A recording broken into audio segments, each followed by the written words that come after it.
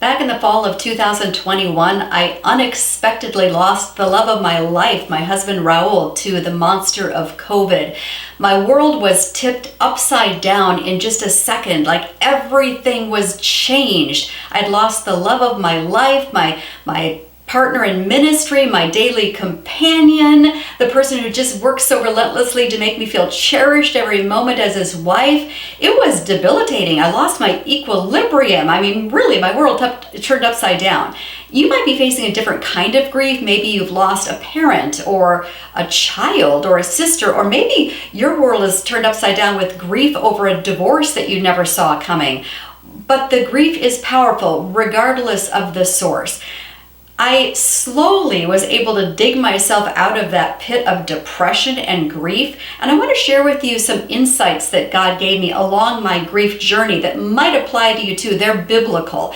And the first one is this: grief looks different for everyone. There is no recipe for grief. People will grieve differently, and that's okay. Don't judge someone because of the way they're grieving. Some people will bounce back kind of quickly. They'll decide they're not going to focus on it and they're just going to move forward. Other people will surround themselves with memories about that person, that relationship, and they will be sentimental about all sorts of things regarding that person or that relationship, and people just grieve differently. It reminds me of this verse in Proverbs 14:10. It says, "Each heart knows its own bitterness, and no one else can share its joy." No one else can quite feel your pain or your joy. It'll be different for each person. So don't judge how someone else is grieving. Secondly, don't allow yourself to grieve and wallow in this deep mourning forever, because that's not even biblical. That's actually aligning with Satan, who wants to keep you pinned down in the pit of depression. That is not biblical. That's not God's plan for you. God wants to heal you and pull you up out of the pit of grief. Listen to Psalm 147:3. He heals the brokenhearted and binds up their wounds.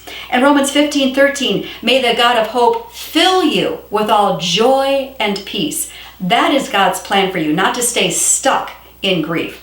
And then third, ask God to reveal the new plans He has for you as you pivot from the grief and move forward with Him into this next chapter of life, whatever that might look like. I know this verse gets quoted so often, but please don't just throw it away as some cliche. It is true. It's Jeremiah 29:11. For I know the plans I have for you, declares the Lord, plans to prosper you and not to harm you, plans to give you hope and a future.